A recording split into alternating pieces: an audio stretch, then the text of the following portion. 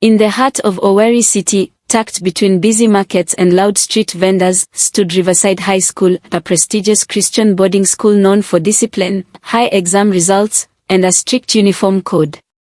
Every morning, students marched out of their dorms in their crisp white shirts, navy blue trousers or skirts, and polished black shoes. The sound of the school anthem echoed through the air as the sun rose over the red-tiled roofs. At the helm was Mr. Chinedu Okoro, the principal. With his neatly trimmed beard, horn-rimmed glasses, and a voice as calm as the river beside the school, he was more than just a principal, he was the community's moral compass. At church, he sat front and center. In school assemblies, he led prayers and Bible readings. Parents trusted him.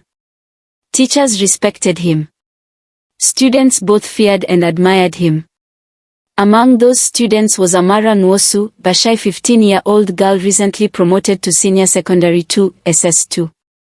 Amara's parents ran a small tailoring business in a nearby market, and they dreamed big for their daughter.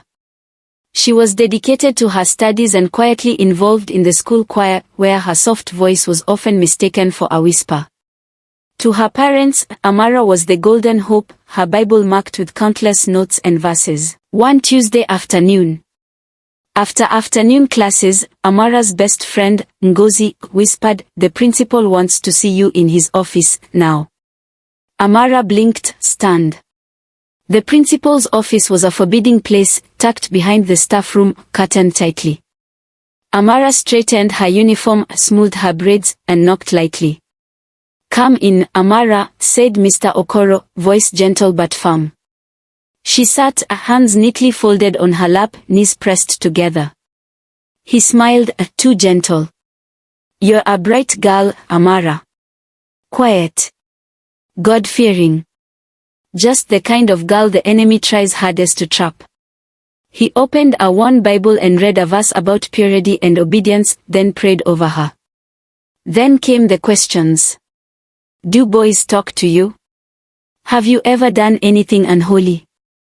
Your body is changing, Amara. Do you understand what that means before God?" Amara's cheeks flushed. She felt small, confused.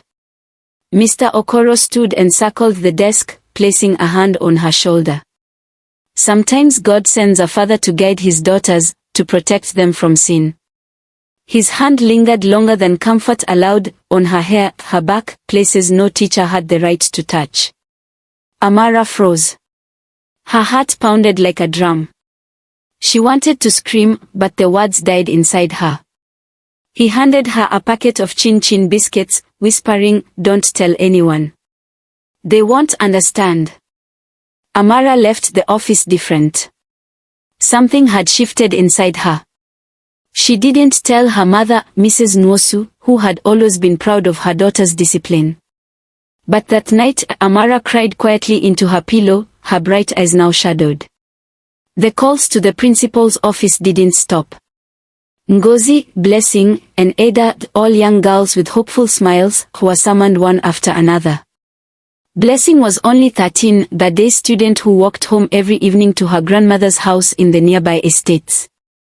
That Thursday, after morning devotion, Mr. Okoro called her out. Her friends teased, "Maybe you're getting a prize." But when Blessing returned 30 minutes later, her steps faltered, her face pale. That evening, her grandmother noticed the bloodstains on her skirt and beneath. The truth spilled out like acid. It was Mr. Okoro. The family was stunned. Her grandmother slapped her, demanding silence, blaming the girl for dishonoring the family. Her grandfather shook his head, refusing to believe that Principal Okoro, the revered man, could be guilty. They rushed Blessing to the nearby clinic. The nurse's solemn look said it all. But the family's silence buried the truth deeper. Back at school, Amara withdrew. No more choir rehearsals. No more laughter with Ngozi. Her eyes, once full of light, now carried the weight of a terrible secret. Her mother noticed but assumed it was stress. "You study too hard, my daughter. Rest well." But Amara's fear grew. How could she speak against a man everyone admired? Then one day in ICT class, she slipped a folded note to Auntie Ruth, the school secretary. Auntie Ruth glanced at the note.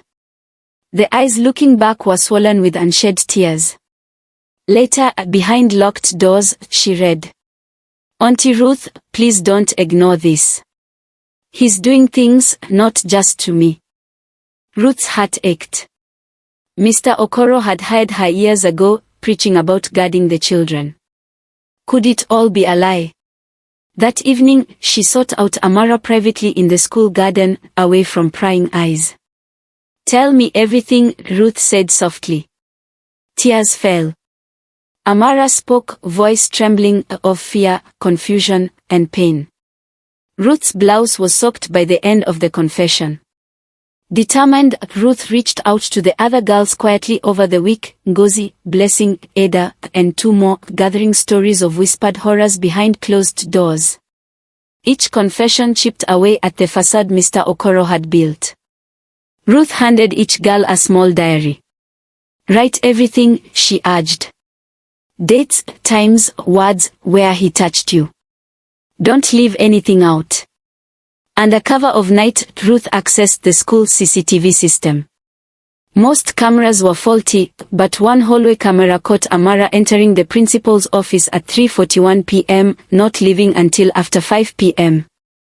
It was a start. With an envelope full of testimonies, diaries, and screenshots, Ruth faced the terrifying question, who could she trust? Monday dawned gray and heavy. Ruth dressed carefully, hiding her trembling hands. She prayed for courage.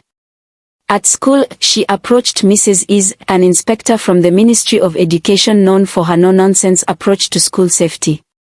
"Madam, I have something serious to report about Principal Okoro," Ruth said, placing the envelope on the desk. Mrs. Is's eyes narrowed as she scanned the evidence. Within hours, the team from the ministry and child protection officers arrived quietly. The trial gripped the city. Mr. Okoro sat stiff and silent, clutching his Bible like armor. Ruth testified calmly, the girls bravely shared their pain. The courtroom echoed with stories no one wanted to hear. When the judge declared him guilty, a hush fell, broken only by muffled sobs and tentative applause. Teachers whispered, students watched nervously as Mr. Okoro was called to the office. The atmosphere thickened with tension. Female officers comforted the girls, listening to their full stories for the first time. By evening, Mr. Chinidu Okoro was quietly escorted out, his smile gone, replaced by a mask of shock.